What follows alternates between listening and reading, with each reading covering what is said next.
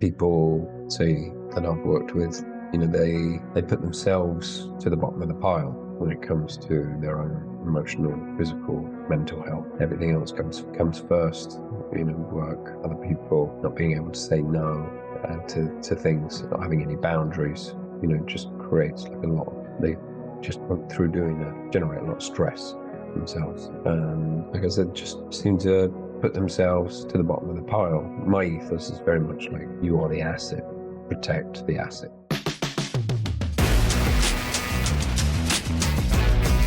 Welcome to the Dad Nation podcast, where men go from good to great in their life and love. Now more than ever, our world needs strong, courageous, and compassionate men, because we believe that when the dad gets better, the whole family wins. Now, this movement is called Dad Nation, but ultimately this is for the wives, the children, and the generations to come, because we also believe that every wife and child deserves a father who is pursuing greatness. I am your host, Mitchell Osmond, and I am so grateful and I'm humbled that you've chosen to spend your most precious resource, which is your time, with me today. Listen, today we've got another incredible episode for you, so let's get into it.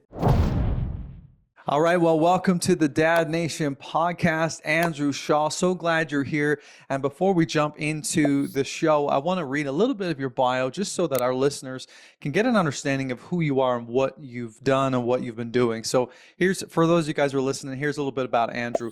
He's a mental resilience coach that helps people break free from stress and take control of their lives. He teaches his clients how to boost their mental resilience, emotional intelligence, and their physical health. With over 20 years of experience and over 1.1 million followers across all platforms, Andrew has helped hundreds of professionals overcome burnout, manage emotional challenges, and realize their true potential. Well, Andrew, I'm so glad we're talking today, my friend. I've been following you for a couple of years, as we were just chatting before we hit record, and I've always loved your content. And I know you're going to bring some immense value to the guys listening today. So thanks for being here, man. Yeah, you're welcome. It's been a pleasure speaking with you. And hope I can share some insights that will be valuable for your listeners. Excellent. So they know a little bit about your professional, accomplishments and stuff, but tell us a little bit about who you are. Who is Andrew? Are you married? All those different things, kids, and then kind of what got you into this journey? Like, did you always dream that you would be a coach one day, or like, what's the genesis story? So a little bit about me. Yeah, father of son, Ethan. He's 6. Divorced. What else is there to tell you? So yeah, I suppose this started when I went to college and I studied applied psychology. Then went on to university, did coaching. Then upskilled in more psychology, health and wellbeing physiologist for a health club. And then, when I was working there, I just saw the same people coming through, trying to make changes, positive changes in their life. And it was the company that I was working for weren't, I don't know, they weren't overly concerned with people actually making change. It was more sort of getting people through the door. And and I just, it was, like I said, it was the same people coming through looking to make these positive changes in their life. And just struggling, knowing what to do, but not actually doing it. So I approached the company I was working for and said, look, can we do this? Can I and start going over some behavioral change stuff? They weren't really on board with that. It wasn't so much of a priority for that. So I left and started my own business. And here we are a few years later. And it's been going well. Yeah, it's been going all right. Thank you. Yeah. So tell me a little bit about that. So this organization was designed to help people, but at the same time didn't really want to implement behavioral change. How does that work? Does that make sense? That doesn't really make sense to me. Exactly. Yeah, that's what I struggled with, which is probably which is why I left. So I would, as a health and well-being physiologist, look at people's lifestyles, um, make recommendations for change, um, and write the insurance. So write the policies for their life insurance. So that would affect their life insurance premiums. Um, but I would see the same people come through. It was just that they knew what to do, but making that change just seemed to be beyond them. How do we actually do that? And then going more into that and discovering, what the true means of change is, and just helping people with that is something that I get a lot of satisfaction and fulfillment from helping people make these changes in their life, just to become more aligned with, I suppose, this ideal self, as we were speaking about before. It's um, you know an ongoing project, self improvement and working on yourself. And yeah, I think everyone from time to time struggles with this dissonance, this cognitive dissonance of their ideal self, the behaviors and actions and the person they want to be and where they currently are. And there's usually this, like I was saying, this difference between the two can be very frustrating. And I'm just helping people just align those two things up, just remove what blockers are preventing them from doing those things. Is it mindset? Is it emotional issues? What looking at sort of what's causing this gap between the two? Where's this? Why isn't that alignment in place? So that's, I suppose, what I do. Yeah, man, the gap between who you feel called to be or who you know you could be and who you currently are. In my experience with working with specifically men, I know you don't coach exclusively men, but I mean, you're a man and you fit the bill. But I wonder, I mean, I think I talk a lot about the same thing in the sense of like, in that gap is where our tension lays, our anxiety, sometimes the things that keep us up at night, Mm-hmm. and just frustration of like, man, I know I could be a better dad. I know I could be a better husband. I know I could be in better shape, but there's this, Mm. and the self-sabotage we get into and the broken promises to ourselves and then the Yep. insecurity that comes from that. And yeah, it's wild and it's real. And I think Yeah. it's Yeah. powerful when people confront those things. Yeah. Absolutely. Um, it's it is all of that, and the procrastination side of things that you alluded to, and those promises, and I think that's where a lot of guys struggle with confidence. Just because when you're not keeping those promises you made to yourself, you just chip away at those confidence. You learn not to trust yourself, and from breaking those promises time and time again, you Mhm. your self-esteem and value just start to decline because you don't feel like you can trust yourself to do the things that you say you want to do. And I think it's a huge shift for a lot of the people that I work with when they start to execute and implement and take action, and keep that word. Just notice how their confidence and self-esteem increases massively just because they've got that evidence that they can do that. And Mhm. yeah, it's very fulfilling. Mhm. Yeah, sometimes I'll text my clients and just say just a one word question of like, are you keeping your promises today? And Mm, that's it. And sometimes that's enough to keep them into alignment, with the things yeah, that they said they wanted, right? So yeah, that's good, it's a good man. question. Well, you've coached a lot of people and helped a lot of Mm, people. Leaders, business owners, CEOs, you name it. Um, and from your experience, and let's just maybe open up the conversation with this question, and then maybe I'd love to ask you some questions around like emotional intelligence and mental sure. resilience in a little bit. But from your experience, what are perhaps two or three of the most common traps that you see uh, people or even men fall into that causes them to be stressed, anxious, or fearful? Do you see any common overlap? I think there can be, say, there's this I suppose, narrative that is going around, like the grind and hustle culture, where you have to work yourself to death, and that comes first, and family gets put to one side, and people say that I've worked with, they put themselves to the bottom of the pile when it comes to their own emotional, physical, mental health. They Everything else comes first. Work, other people, not being able to say no to things, not having any boundaries. Just creates like a lot. They just through doing that generate a lot of stress themselves, and yeah, like I said, just seem to put themselves to the bottom of the pile. My ethos is very much like you are the asset, protect the asset.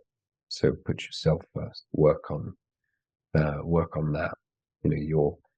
Your mental health, your emotional health.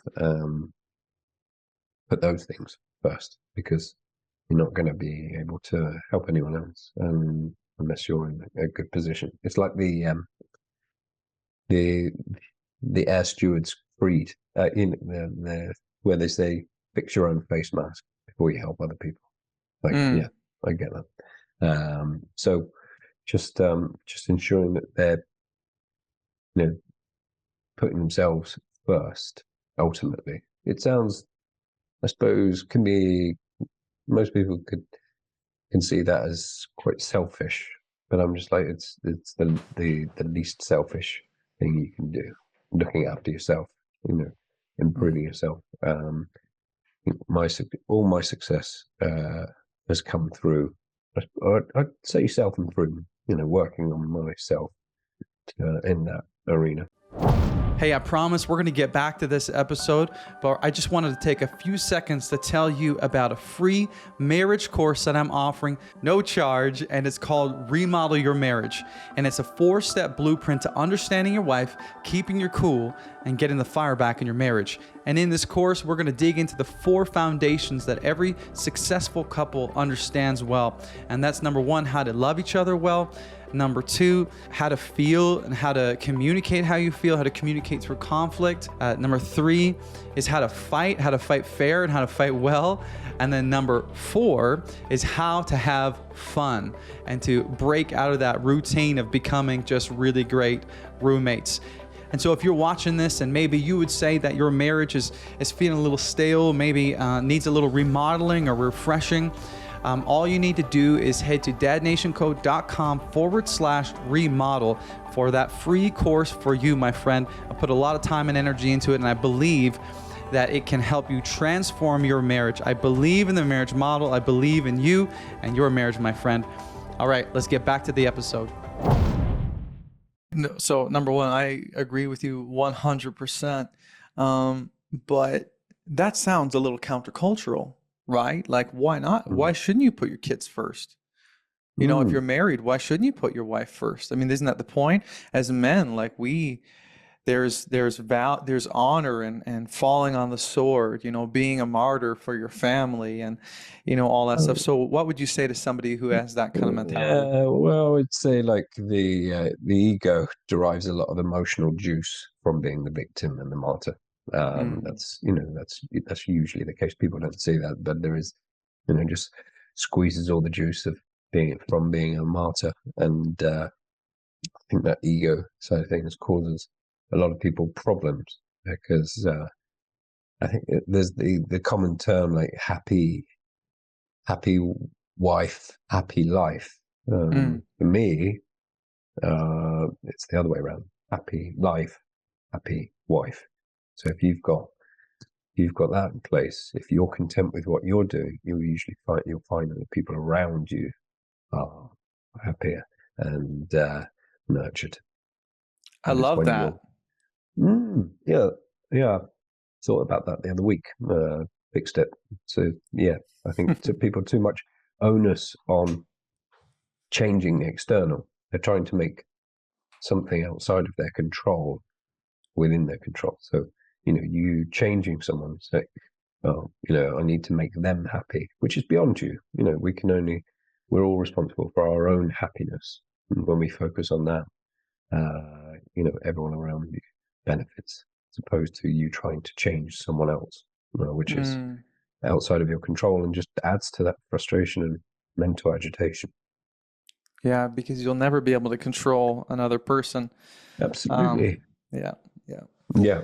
And that will always lead to frustration. I love that happy life, happy wife. I tell people all the time, I've had clients come to me and say, well, man, happy wife, happy life. I'm like, you know what? That mentality for men, Mm. in my experience, leads to contempt. It leads to Mm. bitterness, resentment, right? Yeah. That leads nowhere good in marriage, right? Or any kind of Yeah. relationship. Oh, yeah. And so I've said, hey, if you both can, so I've also tried to change that phrase a little bit. And I said, if you both can have the attitude of happy spouse, happy house, Mm. you can lean inward. And if both of your intention is to help and serve one another and to lean into one another, your home will be happier if you're both prioritizing one another. Rather than this emphasis on I'm a man and I got to put her first in everything, and I have to Yeah. can't take care of myself. Yeah, I see where you're going there. It's like if you're both investing into the relationship, like the joint venture, you're both putting your energy into that, as opposed to, sort of, you look after yourself for them and they look after themselves for you. It's like, Mm-hmm. it's a quite a nice agreement, I think. Happy life, happy wife. Oh man, if we could all get that and live by that, Yeah. that's brilliant. Yeah, I've never heard about it that way. Okay, well this is great. So what I'm hearing you say, man, is a lot of people that you talk to just kind of feel stuck in these traps of there's like a lack of congruency between who they want to become, who Mm. they know they could be, and who they currently are. Mm. And I heard you say that a lot of men find themselves in situations where they're overwhelmed by stress and they're not taking care of themselves. They're not taking Mm. care of their minds, their bodies. They're putting work first. They're putting the hustle, the grind first. Mm. They're not majoring on the majors, really, the most important things. And then they end up overwhelmed and frustrated. Would you agree with that? Yeah, absolutely. I see it time and time again, but it's like a self-sacrifice thing Mm-hmm. for this maybe reward. I know it's the heaven's reward fallacy. They make enough sacrifices with regards to their time, with regards to their family, with regards to their own health, that they'll be Mm-hmm. rewarded with something, and then they reach that summit and find out it's quite hollow because what they've sacrificed is far outweighs, what they've achieved in their professional career. Mm-hmm. Yeah, that's quite a common one, and they look back and think, miss my kids' childhood, miss this, haven't looked after myself. Now I've got to make time for illness and all of those things because they've sacrificed their health to achieve something. But that probably isn't as satisfying as they probably conceived it would be. But and it might not even be their goal. It might be something that's been impressed upon them, like a wish from parents or societal pressure to achieve X, Y, Z. And Mm-hmm. it's like they realize, they're on top of the wrong mountain, and not a good place to be. Mm-hmm. Yeah, I read a quote or something on Instagram the other day that said, if you don't make time for your wellness, you're going to be forced to make time for your illness. Yeah, yeah, I love that. absolutely. Yeah. Yeah, in so many ways. Okay, Mm. I'd love to ask you some questions about mental resiliency because that's obviously, what you talk a lot about.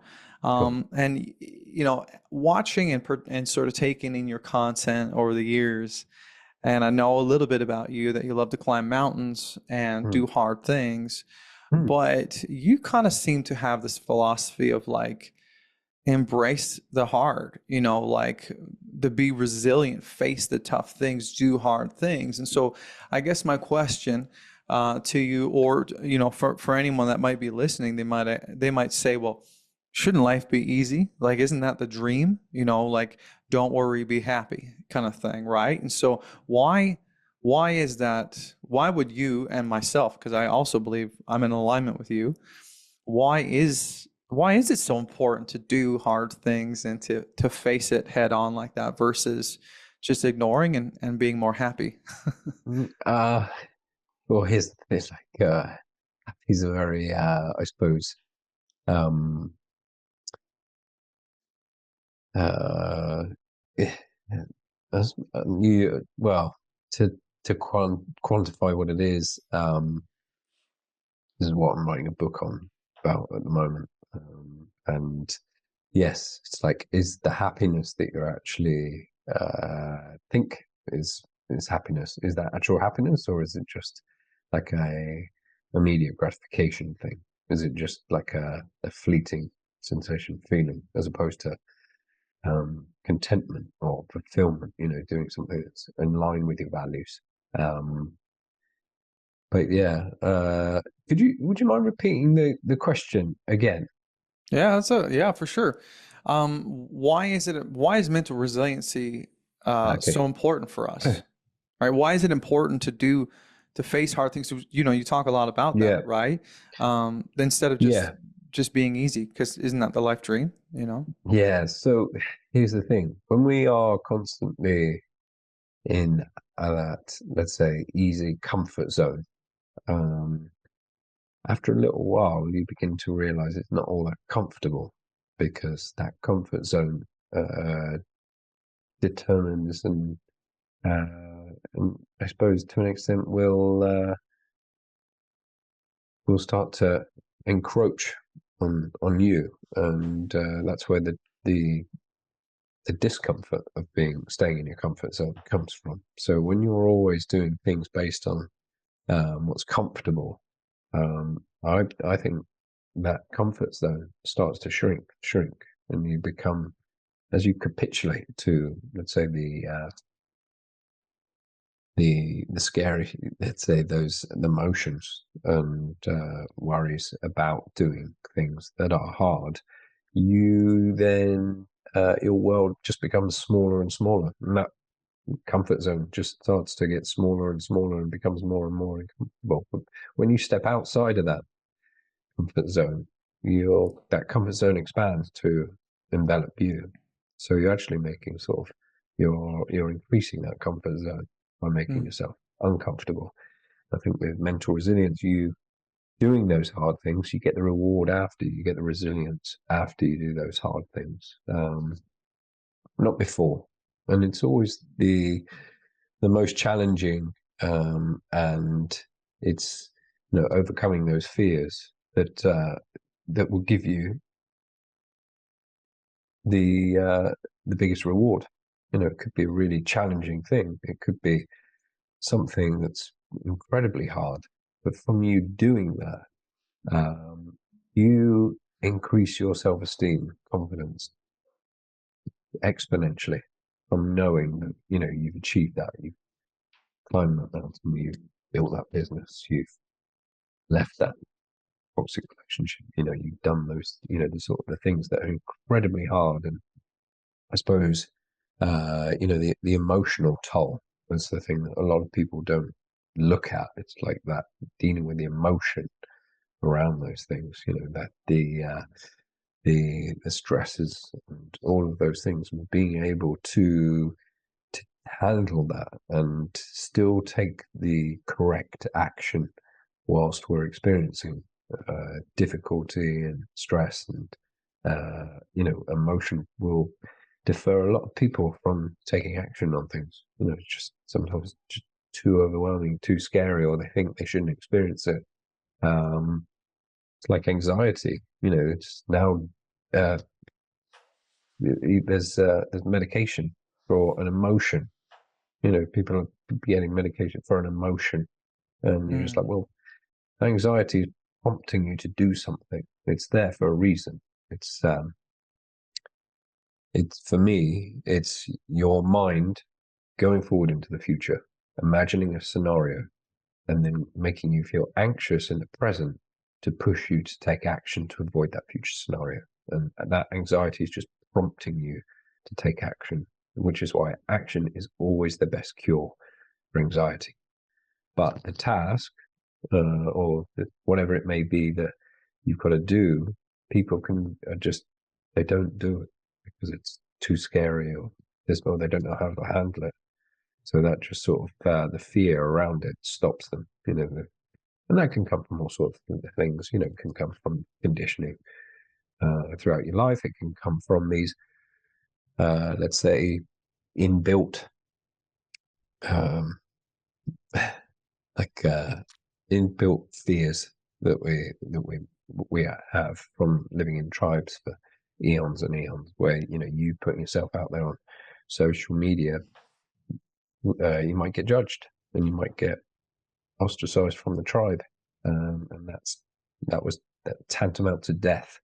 So it's people sort of not, let's say, taking action on those things based on these fears. And for me, it's very obvious. I don't think a lot of people see that or are aware of it, but we've been living in tribes for millennia, and we've been conditioned to go along with the group, not rock the boat. We don't want to be kicked out of the tribe because, like I said, he didn't last long outside of the tribe. But now that's freedom. In the modern era, that's freedom. When you're outside of that tribe, when you're not capitulating, when you're not conforming, when you're not towing the line, or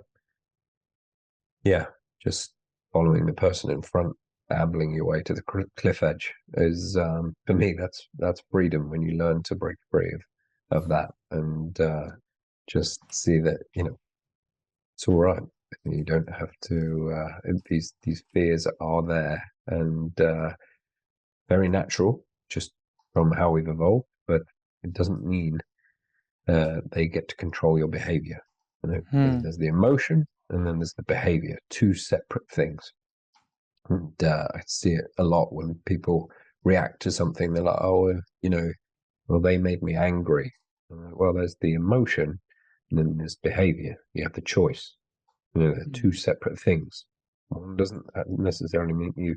This is what I work on with people, like domesticating those emotions, like taking the right behavior, choosing the right action whilst you're experiencing that emotion, and that's it essentially. Sort of regulating those emotions. I think it's probably the number one skill that I would wish for everyone in the world to be, let's say, get that emotional intelligence and regulation.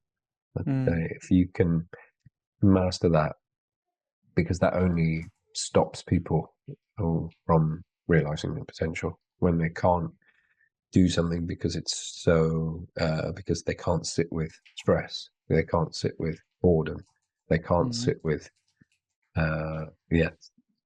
whatever this may be. They can't have rejection, they can't be their true selves because of fear of isolation. If they really sort of were honest and open people and shared, people might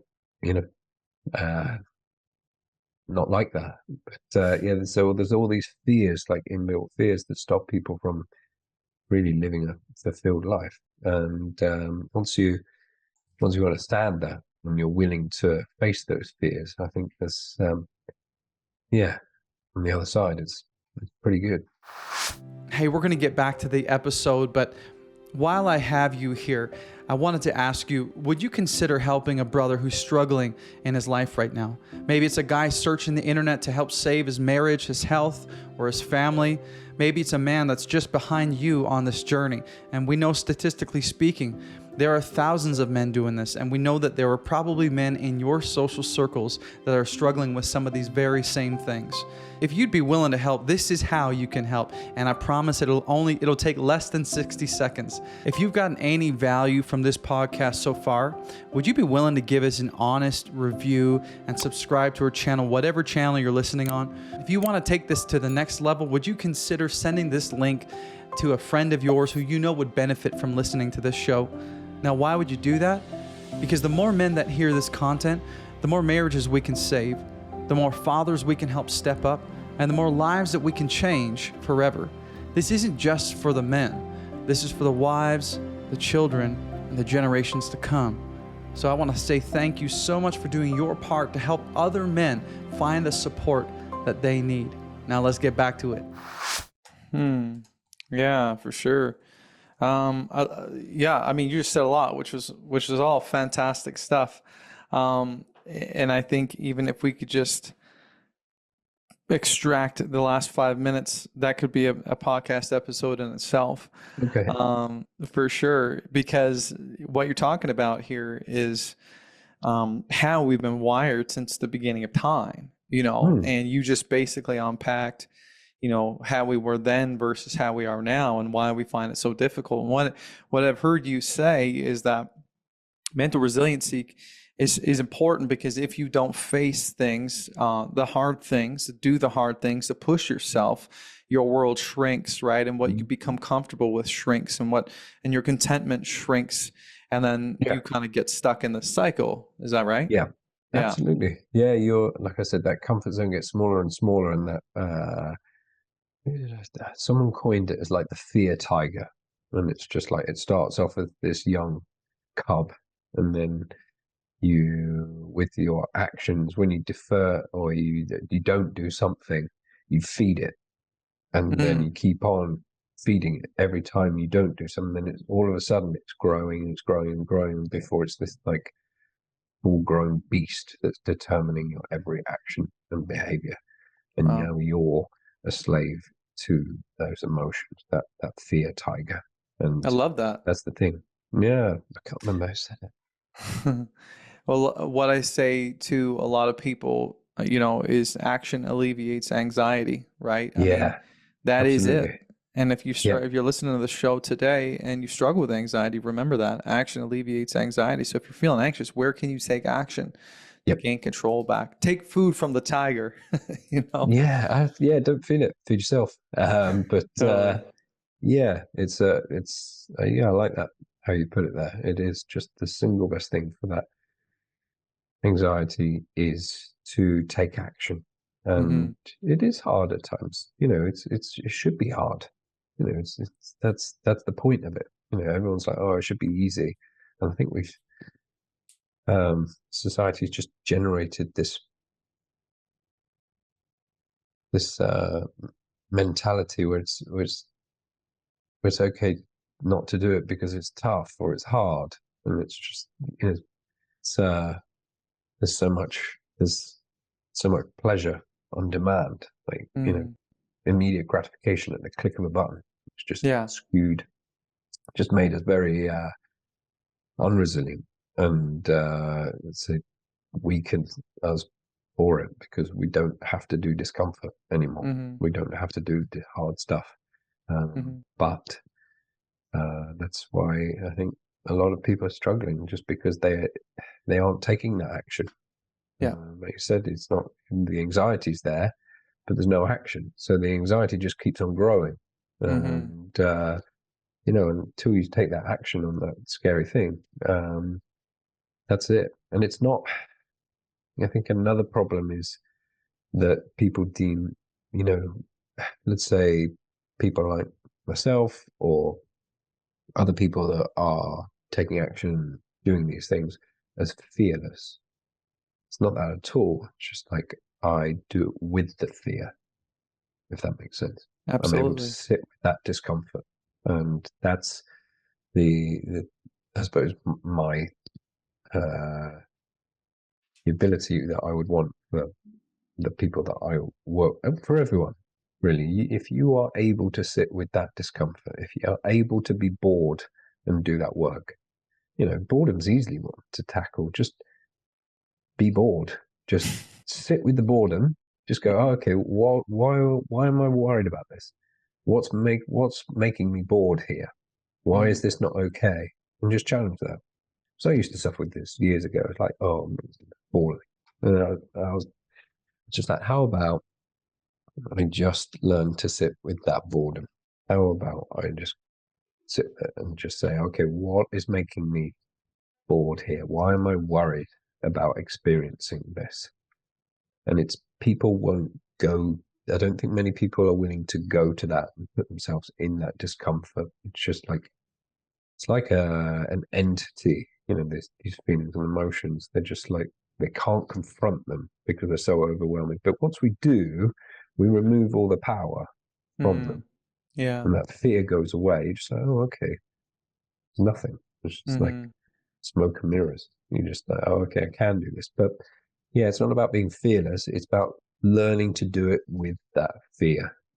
Stepping out on stage or talking to a crowd of people, or climbing a mountain, or putting yourself out there on social media, or stepping out onto the mats and fighting. It's like, every time I'm afraid, like the fear is there because it should be. It's like it will be, I should say, because that's one of those inbuilt fears, like conflict, fighting, boredom.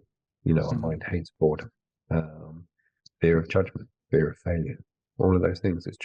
It's in there. We just need to be better at sitting with that discomfort. If you can sit with that emotion and own it and be responsible for it, life gets a lot better. Yeah, and I would say, man, fear is a good thing because you're feeling fear doesn't mean this is bad, right? The fear is just like every emotion. It's just biochemistry. They're just signals. And so it's information. So what do you do with this information? Now I get to decide if I'm feeling angry, if I'm feeling fearful, if I'm feeling anxious. The action is, what do I want to do with this? How do I want to move forward, right? Yeah, Not shrink back. Yeah, I love that. And I love this, just to jump back to your tribal, analogy there. I love the distinction that you made because you had said breaking free from the tribe in the past, would mean death probably, right? But now breaking free from the tribe actually means freedom, right? And I think that is why it's so hard for us to do it, because it feels so counterintuitive, because it actually goes against our DNA and how we've been living for years, right? Absolutely. Yeah. Well, we've got our, let's say, that logic and reason mind has gone to finishing school, but the, that emotional brain, that's still back in the jungle. And that's the one that's usually making these decisions and choices for us. That subconscious, that wiring there. Like you say, it's in our DNA. I think people take it personally and they think, oh, I shouldn't be feeling this, or there must be something wrong, and I should want to do this. I'm like, no, you absolutely shouldn't. There's nothing wrong with you for finding these things hard or scary, or there'd be like some pushback from your mind when it comes to exercise, like any energy expenditure. Your mind hates it. It's just it's not how it's been conditioned to survive. It's like the ones that conserved energy. That's how our ancestors survived. Why do we focus on negativity?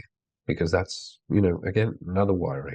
It's just that primitive programming. Because the I suppose that our ancestors that focused on the rustling in the long grass outlasted the ones that were busy looking at the sunset. So we're just hardwired to look for the negative in situations. Survival. We've got to understand that our mind's not concerned with our fulfillment or our happiness. It's concerned with our survival. That's it. It's just like survive. And that was actually exactly what the next thought that I was going to bring up was just this idea, this our wiring and how like, you know, our ancestors, you know, missing a piece of bad news, you know, if they were out hunting and came back, their whole jungle could have, or their whole tribe could have been wiped out by a, you know, saber tooth or something, right? Now you miss a piece of bad news. It's not the end of the world. It's just a CNN clip you missed or whatever. And, Yeah. and back then, missing good news, like, you know, the women came home with a plentiful harvest of berries. Okay, cool. Yep. Not a big deal, right? And Yep. so we're wired to constantly look for the negative, and that's why, you know, we can't take our eyes off the car accident, or we get in spirals of focusing on the negative and imagining scenarios that don't exist because we have this propensity or this proclivity to like lean into the negative. And I think when people can break free of that and Mm. develop these behaviors and these disciplines to look for gratitude, to look for joy, and Mm. practice this intentionality around this. I mean, that's when you see breakthrough, right? Yeah, absolutely. I think being aware of that and learning to, I suppose, pick up on those times when you are ruminating on Hmm. the negativity, because you've got to think we have so many thoughts a minute. Can't remember how many it is, but it's a lot.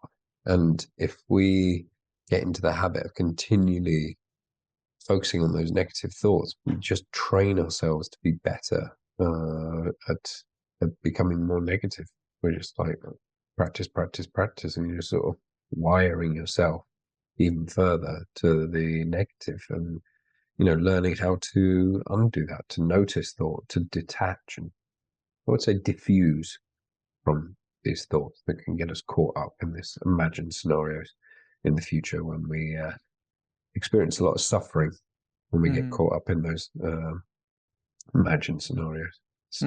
So yeah, just learning through, say, time in silence, meditation, noticing, training yourself, augmenting your metacognition, your ability to notice these thoughts. So you, during the day, can observe, you can be, let's say, vigilant when they do pop up. And you're just like, okay, that's the thought, pop. Rather than getting caught up in that bubble. Hmm. Our mind's like this big bubble machine, just constantly spewing out thoughts, and we can get caught up in them. But once we realize it's just a thought, pop that bubble, and then you're Hmm. back to the present, where Yeah. all the good stuff is. Hey, real quick, we're going to get back to the episode, but I want to give you a free gift today. So if you're here and you're listening to this and you have been having a hard time in your marriage, maybe you and your wife just feel like really great roommates. You haven't had fun in a long time. You're just kind of getting caught up in chores and the to-do list and dropping the kids off and picking them up. I've got something called the Roommate Remedy, which is a free PDF. It's a guide for you. It's 113 ways to have fun with your wife and spark intimacy again. And this guide is going to teach you and your wife. They're going to give you a ton of different ways to have fun. So that's totally free for you. Listen, if you're watching on YouTube, I'm going to have the link in the comment section below. But if you're listening on audio, just hit up dadnationco.com/remedy for this free guide for you. Listen, I believe in the marriage model. I believe in you and your wife. You can do this. I'm rooting for you. All right, let's get back to the episode. I love that. Jim Quick wrote a book. He's like I guess a brain expert, neurological expert, but he wrote a book called Limitless, and it's really kind of meta learning. It's all about the book teaches you how to harness the power of your brain and to be better at Okay. learning, really, to learn Okay. faster. It's fascinating concepts he talks about in the book. But one of the things when he talks about this mental narrative, when he approaches this topic, he says, basically give it a name, he's a big fan of like superheroes and villains.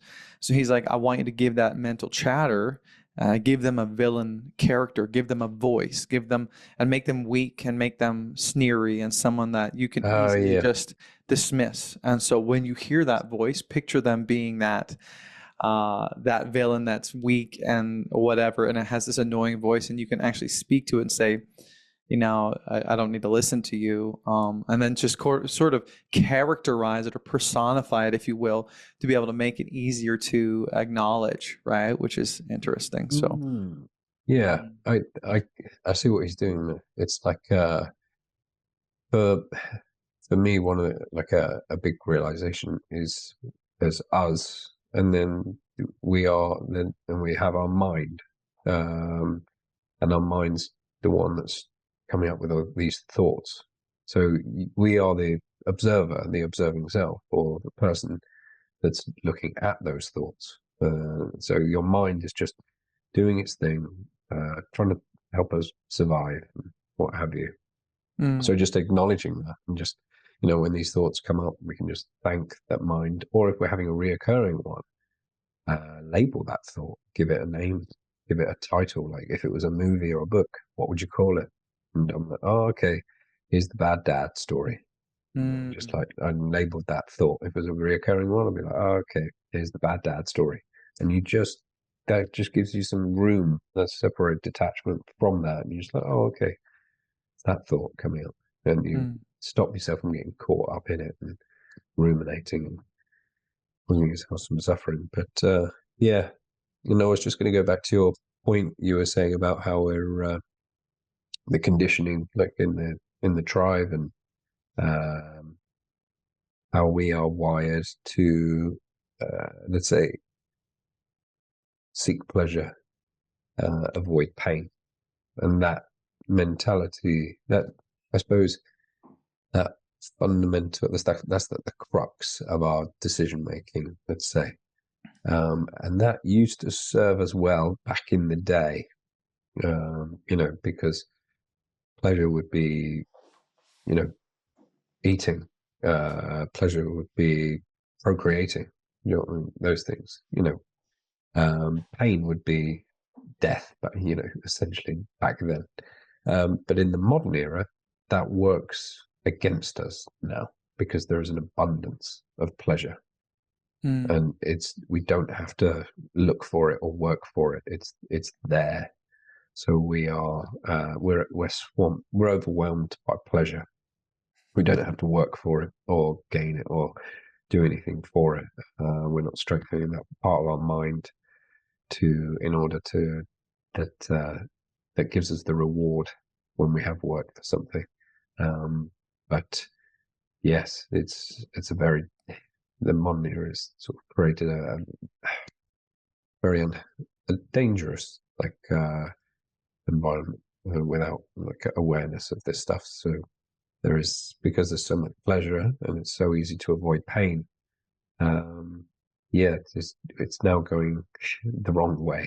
yeah. Pain today is doing a workout. Pain today is having an uncomfortable conversation. Pain today is confronting those fears. It's not life and death stuff, but it is Mm, pain. It's like your mind doesn't know the difference between physical and emotional pain. It's just like it's pain.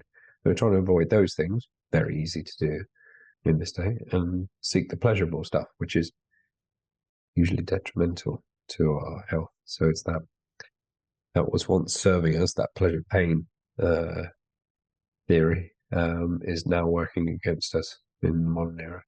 oh, I love that. I love that, man. And yeah, if we could all, I think, and the irony of all this is contentment, because you're going back to the beginning of the episode. The word happiness is so Yeah. fleeting, and it's but contentment actually comes on the other side, of facing all these things that we're talking about. Yes.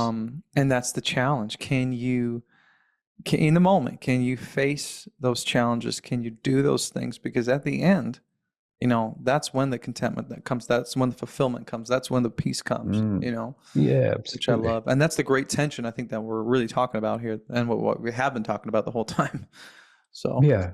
Yeah, I think so. I think that happiness that everyone goes for is the wrong goal. People always see it time to, oh, I just want to be happy. I just want to be happy. Well, you're going to be miserable, yeah. because you're missing the point. The goal is, for me, contentment and fulfillment, like doing meaningful things with your Hmm. life. I Isn't don't. that Cool. well? Isn't that funny? You just in the pursuit of happiness, you end up being more miserable, right? Yeah, yeah. It's that- that's the problem. I think people want that happiness as the they go. That's what this, and it's just a fleeting thing. It'll come and it'll go. But wanting it, sort of wanting it as a permanent state, yeah, you're only going to struggle for it because it's not always going to be there. And you making that the sole objective of your life is going to cause you a lot of pain and suffering. Whereas if you were to make challenges or meaningful pursuits or relationships, happiness comes as a byproduct of those things, and you get the contentment and fulfillment from them.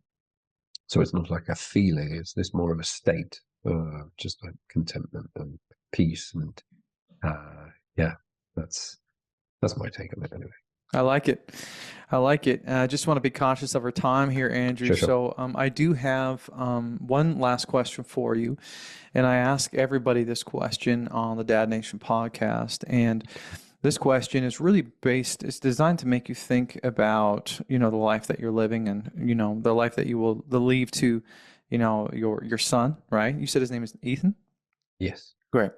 So I want you for a moment to picture that you have passed away, and the memorial service had happened, and then everyone has left the house, and Ethan is sitting at the kitchen table, right? He's thinking about Dad. He's thinking about Andrew. He's thinking about the father you were, the man that you taught him to be. Maybe he's 13, 14 years old by now, and you could have this opportunity to be a fly on the wall or have an out-of-body experience.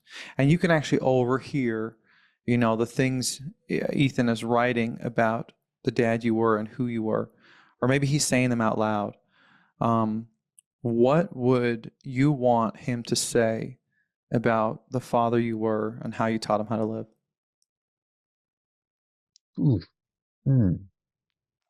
What a beautiful question. I would say that you can take a moment. Yeah. So I've never had that question before. It's great. I would want him to say he's my hero. Yeah. Beautiful. Oh, excuse me. Got me. Nice. Yeah. Yeah, that's a lovely question. You can go ahead if there's anything else you want to add to that. I think that embodies everything that I would want for him to get from me, and that's my focus. We're talking about happiness and contentment, and me being a good dad, and that strong role model for him is my sole objective. And the times before when I was modeling, I was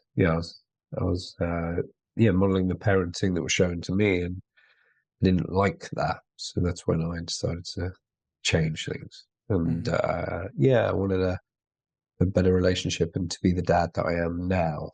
That's that alignment gives me a lot of contentment and fulfillment, being able to be there for him in every capacity, be it like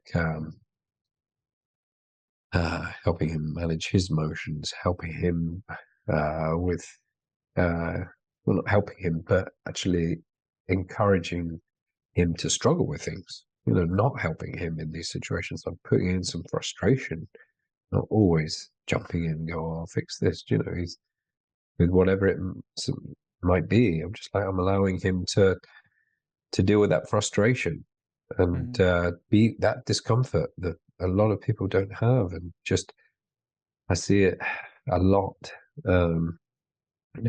Parents triggered by their children's emotions. You just see them grab them and drag them off, and it might be embarrassment because they're out in public and the child is misbehaving, and I'm like, no, they're just having an emotional sort of neurophysiological response to fear, that maybe they don't want to go in the pool, maybe they don't want to do this or that, and they're just like kids. But you reacting to that, which I once did, I was like, this is detrimental. I don't like this. I'm going to change this. And that has done wonders for our relationship now that I can be there, to feel like a caregiver anymore. Now I feel like a dad that I can be there. Love it. Thank you for answering, my friend. And I love that question because when we're faced with our mortality and we're faced with our death, it informs us kind of how we ought to live. Yeah, And absolutely. and I think about that question often. I also have a son, and Nice. I think about him and what he would say about the life that I've lived and the father that I was. And so, thank you for sharing. Thank you for your honesty, man. I really appreciate it. And it's clear to tell that you. It's easy to see that you love your son and you want the best for him. Yeah, absolutely. So, last question for you. I know there's Yeah. going to be a lot of people who love this episode and they want to get more of Andrew and more about your services or whatever. So Okay. where can they find you on the internet? How can we support you? Well, I'm on most social media platforms. Andrew Shaw BSc. If you look me up there, you probably get the best experience on Instagram. That's where I'm most active. But yeah, any of the social media platforms, you'll be able to find me. Great. YouTube. Yeah. Yeah. Great. Well, Cool. I'll for you guys listening, I'm going to be putting all of his links in the show notes to Thanks. the episode. So hit up his Instagram, his YouTube, check out his website. That'll be there as well. And should you want coaching, I do coaching, but this guy does as well. Obviously, he's brilliant at what he does, and so so check him out. Take in his content. You won't be disappointed. I haven't been. So Andrew, thank you so much for joining me today, brother. This has been a powerful conversation, and let's do it again soon. Yeah, love to. Thank you. All right. Take care. Thank you. Wow, what an incredible episode. Listen, if you are watching on YouTube today, I want to hear from you, okay? Leave it in the comments below. What was the big takeaway for you? What was that big aha moment? And let's start the conversation. If you've listened to this episode and you've decided that you want help today, if you need coaching, if you need some resources, feel free to please reach out to me. My email is mitchell@dadnationcode.com. My website is dadnationcode.com. You can hit me up on Instagram @dadnationco.